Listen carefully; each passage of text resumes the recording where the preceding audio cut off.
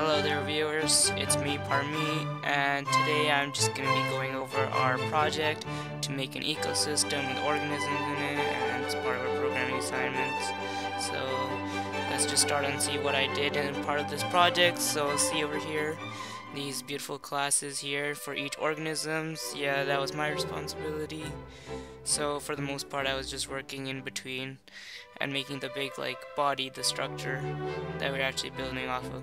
So here I'll just start with my world and what I put in my world. So one of the things I actually did was use auto spawn. So what it does is it basically starts spawning in different organisms, mostly at random, but the values are preset so that it balances out. And they just spawn into different places when they're needed, so if anything is endangered or anything, we just start adding a few more. It's not that complicated, pretty simple, a few for loops, if statements.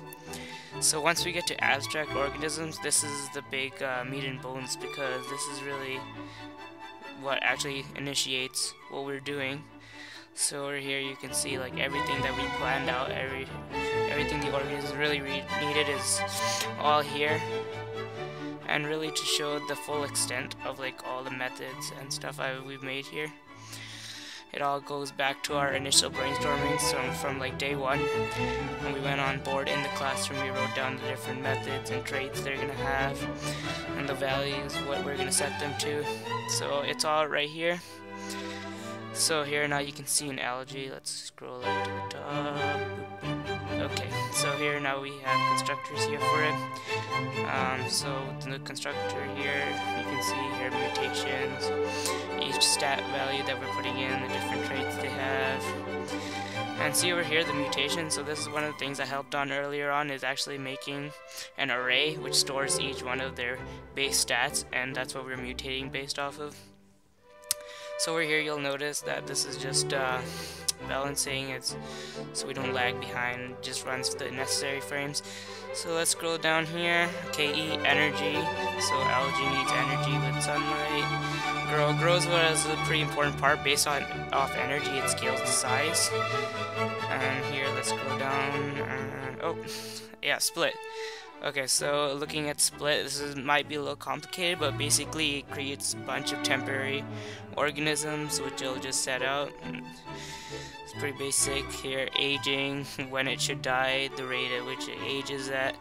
And over here you'll notice that after a certain time it'll also create a carcass and it'll send in the energy that it'll need for it. So let's look at the carcass quickly. So here's the constructor for that, and we're sending in energy, and this becomes the energy that's left in the body. And okay, let's just quickly fix that. There we go. Alright, so here we can see what we're going to be doing with the energy and how it slowly drains. Instead of really growing, we're shrinking as the energy decreases. Let's scroll down here. So the left energy rots away over time. So that's what decreases it. So a bunch of bodies are left behind and they slowly get smaller. Oh, let's just fix that. Okay, there. So now let's go on to Parasite. Parasite was one of the bigger classes in this because it's actually quite unique how it actually works out. So basically we have it triggering a bunch of things. It's almost like a mine, and once any other organism walks over it, it attaches on and starts drawing in their energy. And here just a quick overview of it right here. So it has some similar properties, but when you get to carnivore, that's where you start seeing most of the complications here. So already you can see so many variables have to play in. Let's scroll down. Okay, just a bunch of different. Oh, here, hunger. Hunger was a pretty crucial part of this. So this really limits how many they can eat so they don't go crazy and start killing everyone. So it counts how many times it's actually eaten. And let's scroll down and oh yeah, so shift, that's basically our move, and this determines where it can go. It lets it move left and right and limits it, make sure it doesn't go off the edge. So omnivore, let's see. Let's come back to that later. Okay, so scavenger. Scavenger is pretty interesting class as well. Basically what it does, it cleans up behind everyone. It takes away the carcasses as well as the parasites. So in fact it is immune to getting caught by parasites. So here you can see just a brief overview of what's going on here. Oh, that's okay. Let's fix that. There we go. Alright.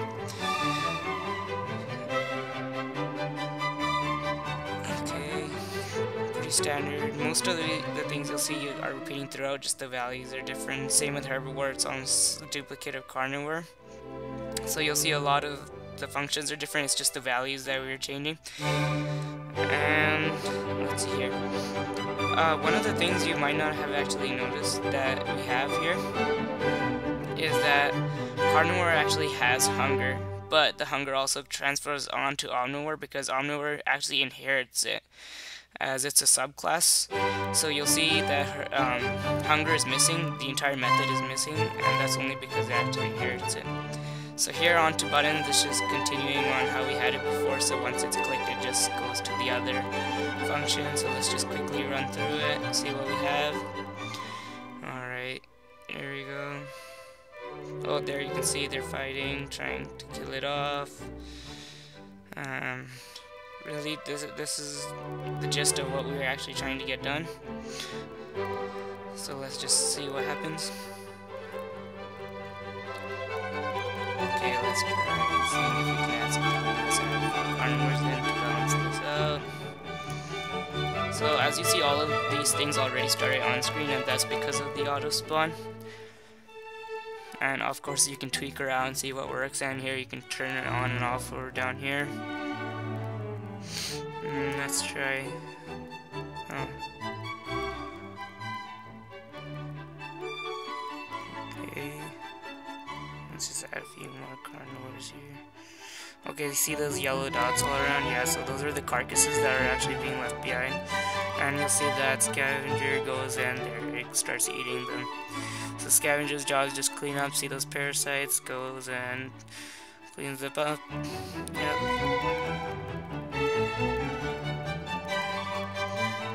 Alright, let's just turn it off here. We can look in depth about that later. Let's just focus on seeing the collaboration now. So here's GitHub. This is where we usually transfer our code in between. And whenever someone had the final copy, they just update it. So here's a few times I made some edits onto it. It's pretty well balanced between our group members. Let's see if there's anything good. It's not really that clear, so you're just quick, brief overlook through the stuff. Okay. Alright then, so let's go back here. Okay. Yeah, let's just start with Slack. So I could just show you like various times where we're talking. Our group has really used Slack quite a bit, but the thing is, the older you get, it gets laggier. So you can see a bunch of messages came up under my name, so there are like tons of examples throughout, but it's really going to be hard to pick out like specific ones, especially because of the extreme lag as the further back you go. So here I just looking into here even now, here's some talking between other groups. And this is just when we were first thinking about what should we do for Parasite, just get some ideas running. And this is really useful because then we get input from other people and we're not just isolated to our own group. And from there, we started it. But yeah, still, this is going to be pretty boring if we just go over all our collaboration like this. So I decided to make a nice little presentation to show you some of the interesting stories behind it. So the mission, so here, just standard day, we're talking about kill count and the hunger and how it's not working. So here Shazil is just going over it, I'm giving my input. Pretty normal here. So at this point, this is when I got pretty angry because we just found out like an hour later that we're not using hunger whatsoever and it's not there. I was getting pretty angry at Shasil, so we needed to start doing something. So I quickly thought, okay, let's just get this over with. So here's some of the input I'm giving on what we should be doing. And let's come back. Alright, okay. So here we're going back and forth, and here I'm discussing my ideas and how to really implement it. And so determining who is the best person to actually make the edits right now. At this point it was Shasil because he had the most up-to-date code and the most knowledge in that area.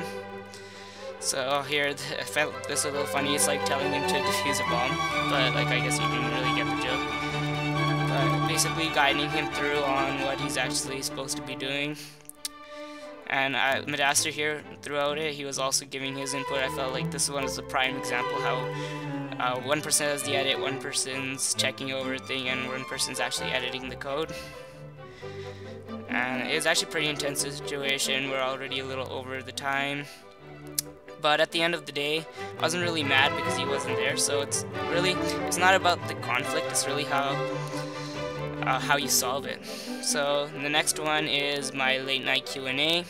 So here I decided to stay pretty late. I was done most of my parts, so I just wanted to help people out. And so I was going, and people just asked questions, whatever it is. I was there to help, give my input.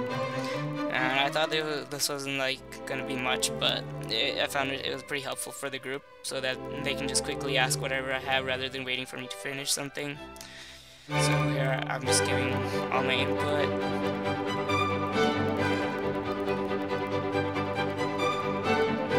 I'll just give some time to read all that. Okay, here. So specifically talking to Shasil and Madaster in this case, just going over the various stuff. Meanwhile, we're just determining what the values are, what's right, and once there's some mutual agreement between us, that's what we really set on to go from there. So just back and forth, whoever it is, just there for them. Okay, and so I'm done with that. Okay, let's go on to now answering the questions. Alright, so I just got like a few things. So what we need to start doing as a group is really letting each other know what we're doing, so keeping each other up to date. And I felt that's really important. This is like prime example of communication, which we really need to start stepping up. So along with updating, we also need to make sure that everyone's there and we have set times. So here I started doing stuff, just saying, okay, I'm doing this right now, and making sure to find out what other people are doing, make sure they're out keeping us up to date. But really, we were pretty late for this. We should have done this a while ago. Keeping up to date, like half the time we didn't know who's working on what and what the priorities were. And one of the things we really need to stop doing is talking, like intertalk. I don't even know what that is, but like just talking at the same time. There's two different conversations going on. No one knows what's really going on. Confusion. So here, just me like, what? I thought he was accusing me or something. I was getting confused. I'll just ignore what Dad just said there. And yeah. And we can just see, like, not a good situation, especially down here. Like, you don't even know who's talking to who, what's going on. Yeah, okay.